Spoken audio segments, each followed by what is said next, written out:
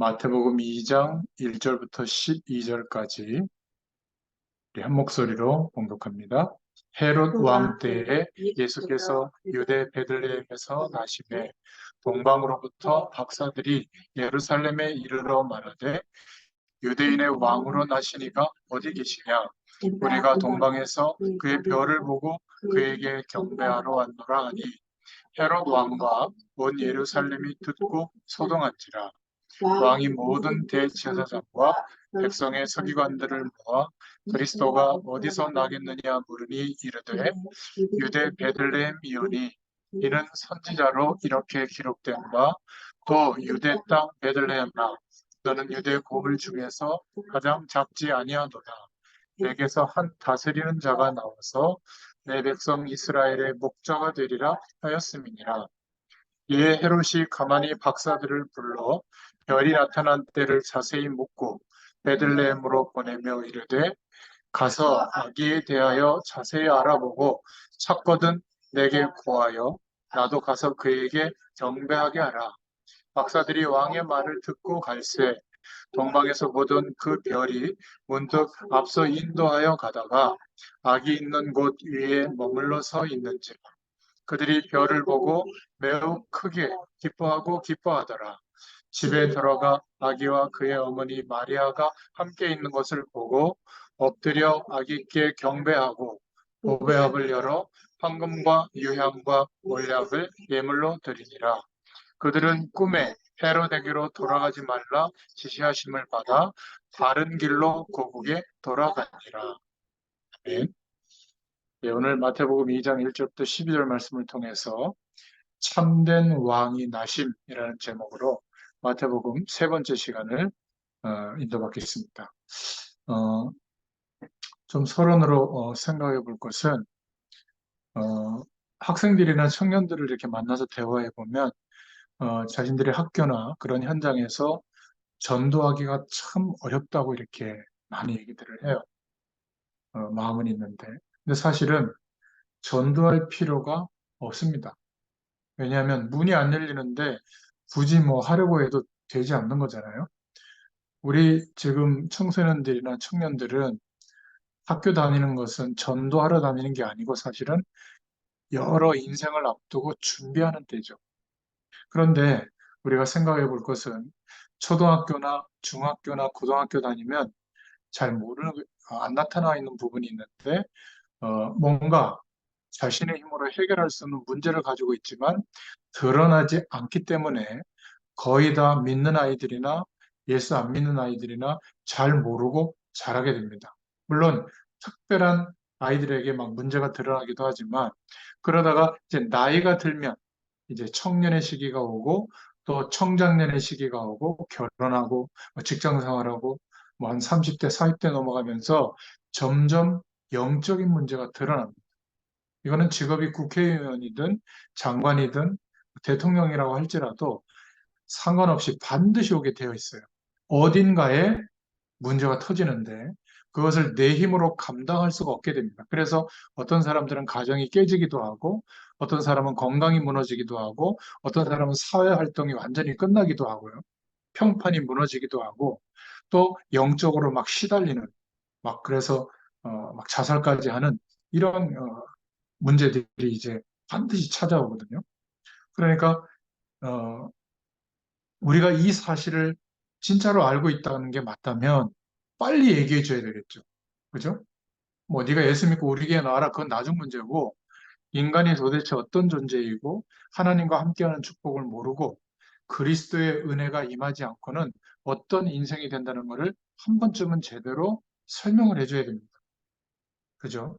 학교 다닐 때는 표시가 잘 안 나요. 그때 우리가 복음을 말한다는 것은 어려울 수도 있지만 우리가 복음을 우리가 누군가에게 전달할 때 하나님의 말씀을 이렇게 슬쩍 얘기해 줄 때 성령의 감동하심이 있으면 이해가 되는 겁니다. 그 상대방. 그러니까 너무 잘 전해야 되긴 하지만 너무 잘 전해야 되는 부담감은 안 가지셔도 돼요. 내가 체험하고 이해한 예수 그리스도에 대해서 이야기해 주면 되죠. 그리고 하나님이 함께하는 축복이 어떤 것인지를 말해주면 됩니다. 분명한 사실은 나이가 자꾸 들면서 문제가 자꾸 오게 됩니다. 알지 못해서 문제가 막 일어나고 심각한 문제가 오니까 그때 가서야 막 교회 와가지고 막 하나님 앞에 막 매달리기도 하는데 그런 사람들이 모이니까 교회는 문제가 많을 수밖에 없죠. 그래서 교회는 위기를 만난 사람들이 어떤 면에서는 응급처치하는 데처럼 보이고 그렇게 이제 여기는 것도 사실입니다. 어릴 때는 모르고 자라오다가 나이가 들면서 문제가 자꾸 오게 되는 거예요. 이거는 내가 해결할 수 있는 영역의 것이 아닙니다. 여러분이 복음에 대한 완전한 답을 내지 않으면 자꾸만 그 문제 가운데 붙들리게 돼요. 인생이 막 걸리게 되는 거죠.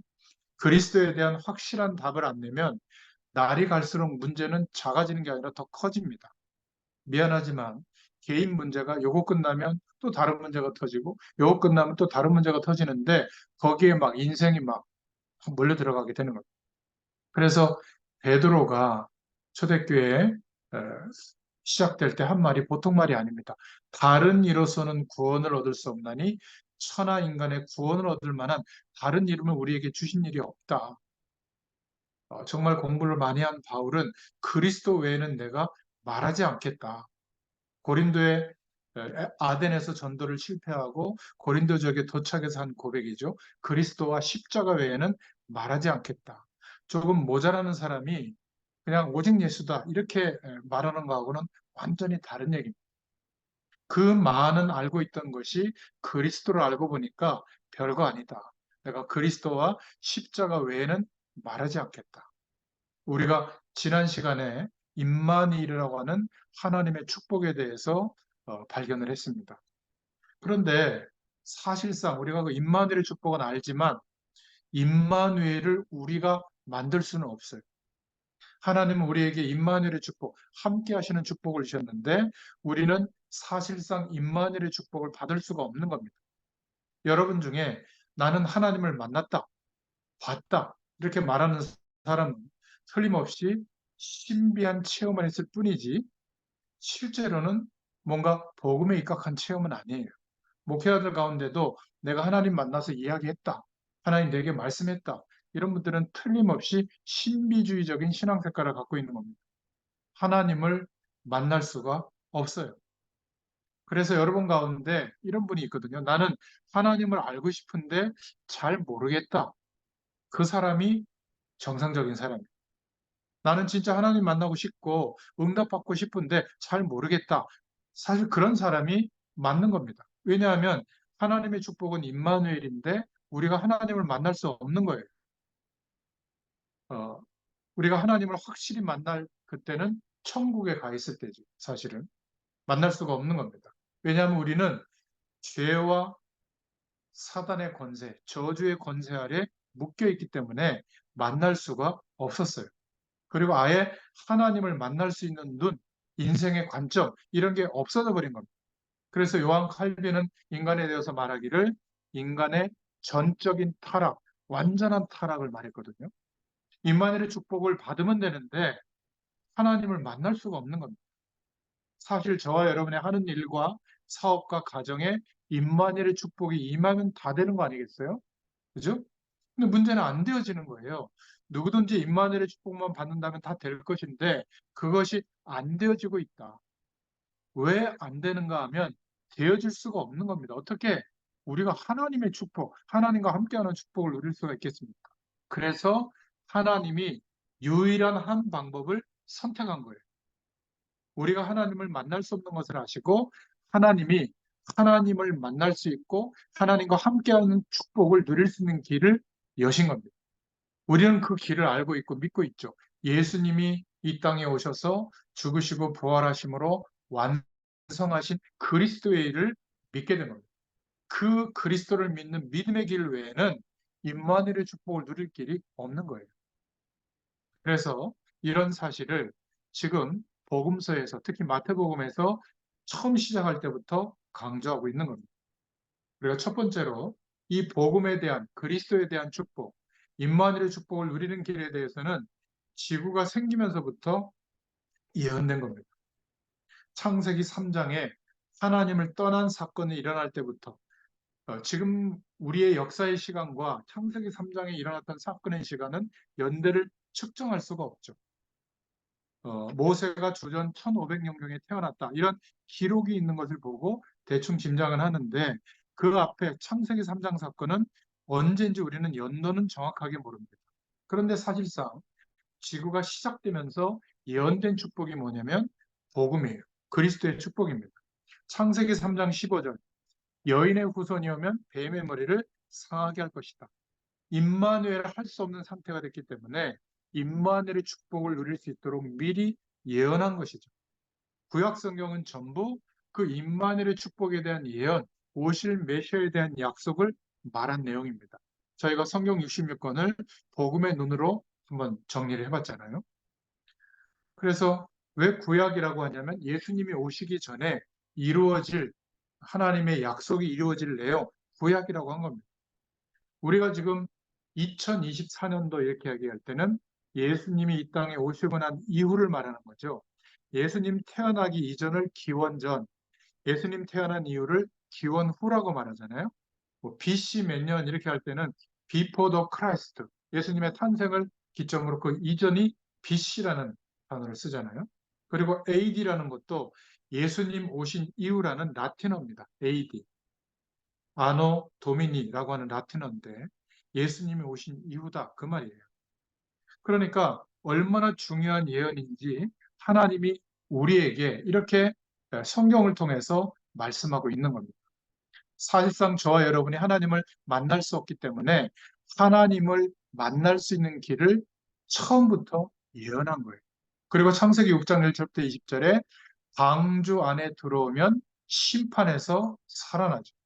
제외되는 겁니다. 방주를 만들어라.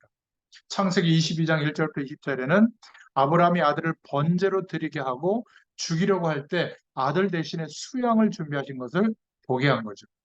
저와 여러분은 그냥 저주 가운데 살다가 영원한 지옥으로 가야 되는데 하나님께서 수양을 준비하셨다. 그리스도를 준비하신 줄로 믿습니다. 그날 이삭은 죽을 수밖에 없었는데 하나님이 이삭 대신에 수양을 준비했다. 우리는 태어날 때부터 하나님과 함께하는 축복을 누려야 되는데 알 수 없는 영원히 그 축복과는 상관없는 인생으로 출생했죠. 원죄 아래서 자범죄로 죽을 수밖에 없기 때문에 하나님이 우리 대신 죽으실 수양, 수양의 비밀, 그리스도의 축복, 예수님을 보내신 줄로 믿습니다. 이렇게 구체적으로 구약 성경은 그리스도를 설명하고 있는 거예요. 출애굽기 3장 18절에 그래서 양의 피를 문설주에 바르면 산다. 오실 메시아께서 죽으시고 부활하실 그 약속을 붙잡게 하는 것이죠. 포로되어 있을 때도 이사야서 7장 14절에 보라 처녀가 잉태아들을 낳을 것인데 그 이름을 임마누엘이라 하리라. 결국 여자의 후손이라는 단어를 알게 하신 거예요. 오늘 저와 여러분이 또 영상으로 나중에 말씀을 듣는 여러분이 여자의 후손 동정녀 마리아에게 나시고 이 말은 굉장히 중요한 복음의 핵심이에요. 오늘 마태복음 2장에 나와 있는 거잖아요. 이 말을 알아듣는 순간에 모든 흑암 저주의 권세는 다 무너지게 될 줄로 믿습니다. 여러분의 후대들이 여자의 후손 동정녀 마리아에게서 예수 그리스도께서 나셨다. 이 복음의 핵을 알고 있다면 그때부터 승리하게 될 줄로 믿습니다. 그런데 아마 거의 다 모르고 성경책 들고 교회 왔다 갔다만 하고 있는 겁니다. 여자의 후손 이 말이 무슨 말인지를 몰라요. 목회자 가운데서도 모르는 사람이 꽤 있고요. 신학자 가운데도 모르는 사람들이 많습니다. 아니 동정녀 남자를 모르는 처녀가 어떻게 아이를 낳겠느냐. 신학자들이 모여서 공동번역 성경을 번역했는데 어떤 신학자가 처녀가 잉태아들을 낳으리니 이 말은 잘못된 말이 아니냐. 단어를 바꾸자. 그래서 여자가 잉태해야 아들을 낳으리니 그렇게 바꾸자고 한 거예요.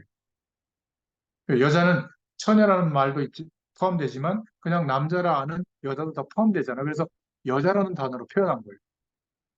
그게 무슨 말이죠? 창세기 3장 하나님을 떠난 그 이후로 내려오는 어마어마한 원죄 아래서 출생한 죄와 사망의 법 안에서 사단의 배경에 속해서 사는 저주와 여기에서 해방될 유일한 길, 복음을 전혀 모르고 있다는 반증입니다. 성경은 다 아는데 복음을 모를 가능성이 있어요. 여러분 혹시 나는 창세기 3장 15절 이 말이 이해가 안 된다. 큰일인 겁니다. 그만큼 창세기 3장 15절 여인의 후손이라고 하는 이 내용은 중요한 복음의 시작이에요. 그러니까 어, 처녀가 아이를 낳으면 그것은 아담의 처녀가 아이를 낳지 않으면 그것은 아담의 후손이 되는 거죠. 그죠? 남자의 씨를 받고 태어난 남자의 후손이 되는 겁니다. 원죄 아래서 출발하게 되는 거죠. 그러면 구세주가 될 수가 없는 거예요. 아담의 후손이 되면 그것이 바로 원죄를 가진 죄인의 몸으로 출생해서 살아가기 때문에 어떻게 다른 사람을 구원할 수 있겠습니까? 그렇죠? 그러면 하나님이 될 수도 없고 그리스도 될 수가 없는 거예요. 창세기 3장에 시작된 인생과 이 세상의 저주의 근원의 문제를 해결할 수가 없는 겁니다. 그래서 동정녀 마리아에게서 나시고 이 말은 원자 아래 속한 아담의 후손이 아니라는 거예요. 굉장히 중요한 성경의 핵입니다. 그런데 자꾸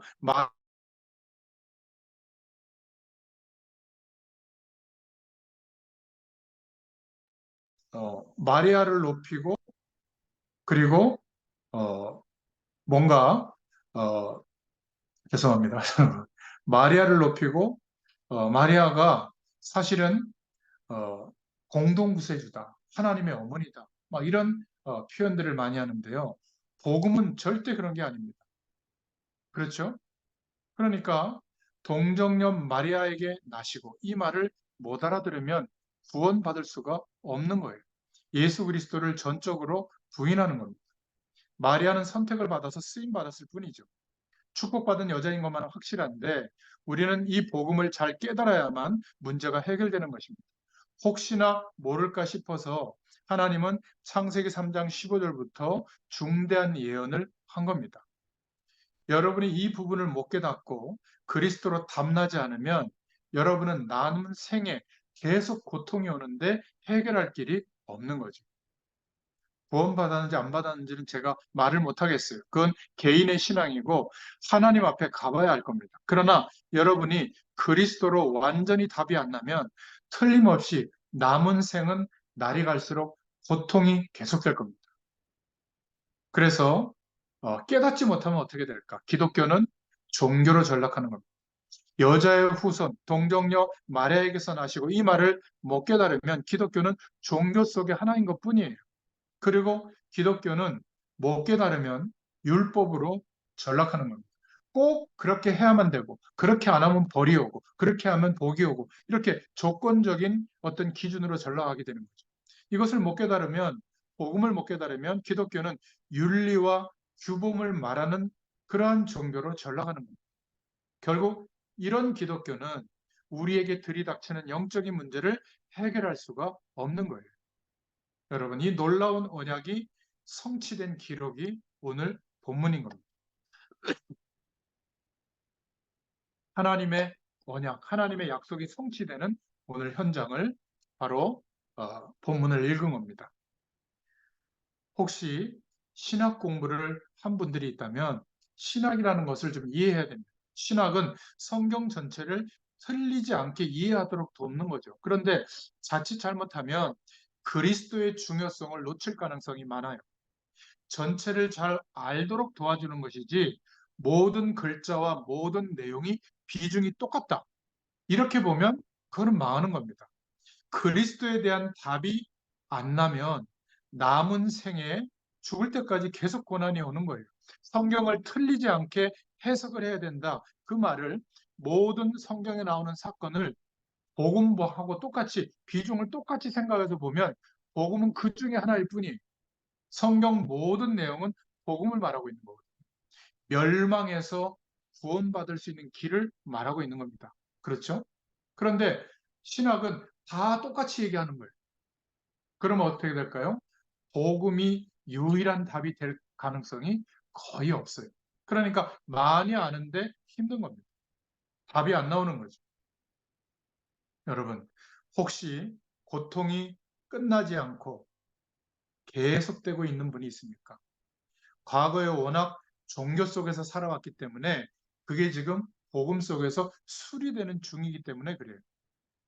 여러분이 그리스도 분명히 아는데 왜 완전한 결론이 안 나느냐? 공사 중에 신앙의 색깔을 처음부터 워낙 잘못 시작했기 때문에 이걸 하나님이 바로 잡아주시는 공사 중이에요. 너무나 틀리게 믿어왔기 때문에 복음, 그리스도 중심으로 신앙이 회복되도록 수리하고 있는 중입니다. 여러분이 정말 복음을 깨닫고 믿게 되면 흑암 세력이 꺾이게 될 줄로 믿습니다. 그러면 여러분 삶 속에 복음이 전달될 문이 열리게 되고 그들을 양육하고 돕다 보면 함께 복음 운동할 제자의 문을 열어주십니다. 모든 현장에 우리가 움직이는 곳마다 그러한 축복의 문들이 기다리고 있을 줄로 믿습니다. 자, 오늘 마태복음 세 번째 시간 두 번째 기도 제목을 붙잡겠습니다. 오늘 언약 성취의 현장을 읽었는데요. 마태복음 특히 2장 1절에 헤롯 왕 때에 예수께서 유대 베들레헴에서 나심에 동방으로부터 박사들이 예루살렘에 이르러 말하되 이랬습니다. 역사적 근거를 말하고 있는 것이죠. 이 땅에 예수님이 오셨다 그렇게 말하지 않고 헤롯 왕 때에 또 지역은 베들레헴에서 정확한 연대와 장소가 나와 있죠. 창세기 3장 15절에 예언된 메시아 여인의 후손 그 예수님이 오신 연대가 여기에 지금 명확하게 기록되어져 있는 거예요. 헤롯 왕 때에 예수님이 태어났다는 말보다는 그래서 우리가 성경적으로 예수님이 사람의 몸을 입고 오셨다. 이 표현이 더 복음적인 겁니다.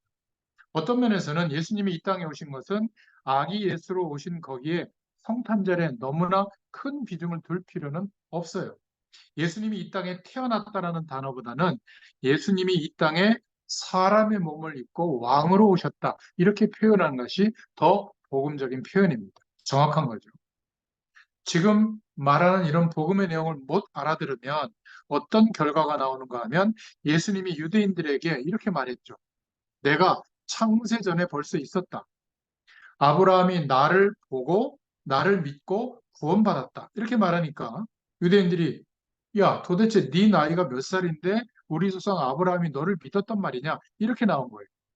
또 어떤 사람들은 예수는 석가모니의 제자였다. 뭐 이런 책을 막 써가지고 내보낸 거 저도 얼핏 이렇게 책 제목 본 적이 있는데 예수님이 석가모니에 대한 가르침을 연구하고 인도 지역을 돌아봤다는 막 그런 내용이 나온 거예요.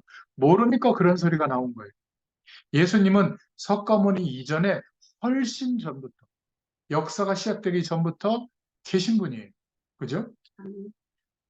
석가 이후에 사람을 믿고 몸을 입고 와서 석가를 따라다니는 건데 그거는 지금 복음을 못 깨닫는 사람들이 하는 말이에요.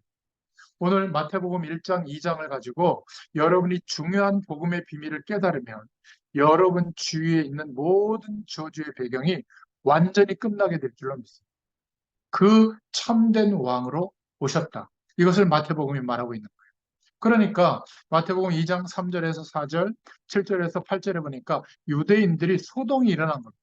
헤로드 왕과 온 예루살렘이 듣고 소동한지라 2장 3절. 4절에 보니까 왕이 모든 제사장과 백성의 서기관들을 모아 그리스도가 어디서 나겠느냐 물으니 마태복음 2장 7절부터 8절에 보니까 자연계에도 징조가 나타난 거죠. 이에 7절 8절에 헤롯이 가만히 박사들을 불러 별이 나타난 때를 자세히 묻고 베들레헴으로 보내며 이르되 가서 아기에 대하여 자세히 알아보고 찾거든 내게 구하여 나도 가서 그에게 경배하게 하라 이렇게 부탁을 한 겁니다. 지금 헤롯 왕은 왕이 오신다는 메시아가 오신다는 소리를 어떻게 알아들었죠? 그리스도, 메시아가 왔다고 알아들은 게 아니라 앞으로 왕이 될 사람이 거기에 태어났다. 이렇게 들은 거예요. 헤롯 임금에게는 보통 문제가 아닌 거죠. 자기 아들이 왕이 되어야 되는데 자기 대신에 왕 될 사람이 태어났다는 거예요. 그러니까 나한테 얘기해 주라. 죽이려고 말이죠. 마태복음 2장 7절에 자기 아들이 헤롯이 가만히 박사들을 불러 별이 나타난 때를 물었다. 자연계에는 간혹 이런 일이 있거든요. 큰 인물이 태어날 때 큰 별이 뜬다. 뭐 이런 표현들을 봤잖아요. 그러니까 예수님이 태어날 때 베들레헴에 이건 누가 봐도 알 수 있는 큰 별이 헤롯 왕이 있는 지붕 위에 떠 있는 거예요. 이런 징조가 있었죠. 마태복음 2장 12절에 그러면서 사람들의 소동이 일어난 겁니다. 잘못 깨달은 거죠. 꿈에 헤롯에게로 돌아가지 마라. 2장 12절에 지시하심을 받아 다른 길로 고국에 돌아가니라. 박사들이 말이죠. 그러니까 오늘 중요한 하나님의 메시지를 붙잡으면 저와 여러분 남아있는 생의 모든 저주가 끝나게 되는 줄로 믿습니다. 하나님의 특별한 간섭이 매일매일 있게 될 줄로 믿습니다. 그래서 마태복음 2장 전체를 읽어보면 무슨 내용이냐? 우리가 세 번째로 붙잡을 큰 기도 제목, 참된 왕이 오셨다는 거예요. 마태복음 2장 5절부터 7절, 9절부터 11절에 특히 2장 5절에 가로되 유대 베들레헴이 오니 이는 선지자로 이렇게 기록된 바 또 유대 땅 베들레헴아 너는 유대 고을 중에 가장 작지 아니하도다 내게서 한 다스리는 자가 나와서 내 백성 이스라엘의 목자가 되리라 하였음이니라.